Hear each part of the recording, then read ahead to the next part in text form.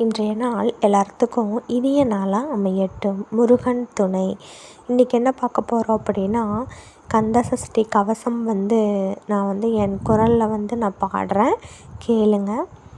துதிப்போர்க்கு வல்வினைப்போம், துன்பம் போம், நெஞ்சில் பதிப்போர்க்கு செல்வம் பலித்து கதித்தோங்கும், நிஷ்டையும் கைகூடும், நிமனியருள் கந்தசஷ்டி கவசந்தனை அமரரிடர் தீர அமரம் புரிந்த குமரனடி நெஞ்சே குறி.